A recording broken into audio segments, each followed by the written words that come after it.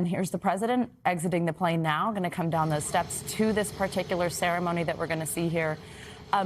Jonathan, we had just had Janice explain to us tomorrow is really where we'll see a lot of that pomp and circumstance when he actually meets with Xi Jinping, when the two of them are together. But walk us through what we're going to see here in this moment and just how significant it is, the president stepping onto Chinese soil. Yeah, I mean, as your colleague set up, yes, I mean, this is the first time we've had a U.S. president visiting China in nearly a decade, right? And President Trump was the last one to make this trip back in 2017. So this is fairly momentous, just the mere fact of the trip actually happening, right? And it is a shift in the overall tenor and vibe for the U.S.-China relationship, because after that trip in 2017, you of course had the trade war with Washington. Between Washington and China. And then throughout the Biden administration, whenever there were encounters between the two presidents, it was always in third countries, right? I think there was a real hesitation on both sides to engage in this kind of reciprocal visit, especially since the relationship was in such a tense period, right? So again, I think this really shows a shift, and again, almost back to an earlier era in some ways, it feels like, in the U.S.-China relationship. I mean, I think what's different now is that beneath the surface and beneath the pageantry, you do have a lot more contestation behind this, under the hood. There is real tension behind the surface, and I think on both sides, in both Washington and Beijing, I think what everybody is waiting for is when does this moment break and we return to a more competitive approach between the two sides and greater tensions. Jonathan, that pageantry, this welcome ceremony, just a few minutes long, but small things like this can have a big impact, especially for President Trump, who I think appreciates pomp and circumstance. Walk us through, even something like this can be so important in setting the stage for this summit. Yes, I think, by definition from the Chinese perspective, these meetings are supposed to be positive, right? Because they want to have that positive atmosphere, and they want to position their leader to have a positive meeting with President Trump. And I think, as your colleague indicated, they have been dealing with and thinking about how to engage and deal with President Trump for a decade now, right? And so I think they understand that this can have an outsized impact on President Trump, on his mindset as he comes to Beijing and as he walks into the room tomorrow with Xi Jinping, right? I think they really want to emphasize that positive spirit going into a meeting like this, and I've really put a lot of emphasis on this. The other thing I would say, having staffed some of these meetings myself in the past, is how exquisitely Beijing prepares everything. They are meticulous. I mean, they really march through every blow-by-blow step and really micromanage. Janice, let's bring you back in here. We've just seen the president, of course, exit the plane. I'm about to get into this vehicle. Walk us through what we see next. Remind us tonight and tomorrow morning what we will see from the president as well as from Xi Jinping.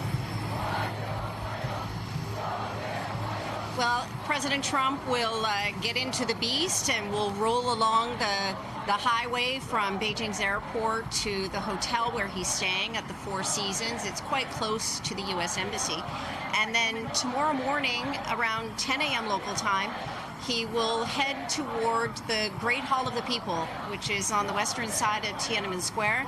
There's going to be a ceremony in the square to welcome the U.S. president, and then the meetings begin.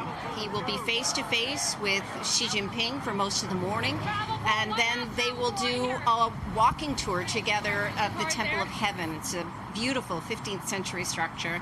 They've closed it to tourists for the day for this very occasion. And then later there will be a state banquet, and then into Friday the meetings continue. Tea and lunch at Zhongnanhai. This is the center of power for Chinese politicians here in Beijing. So this is a shorter visit than last time, cut to just 2 days, but still a lot of the special features that Jonathan talked about, meticulously planned, meticulously executed, wanting to welcome President Trump for this historic visit, the first visit by a U.S. president in nearly a decade. Of course, the last time a U.S. president was President Trump back in 2017. So the expectation that within a couple of minutes, the limousine will roll towards the hotel. This is always a popular feature on Chinese social media. Earlier in the week, the vehicles were arriving by military aircraft, and so people have been anticipating the moment when they could see this famous presidential limousine go along Beijing's highways, rolling across Chinese soil for this historic summit with President Xi. Janice, tell us more about that, about just how the Chinese public is preparing for this visit, anticipating this visit.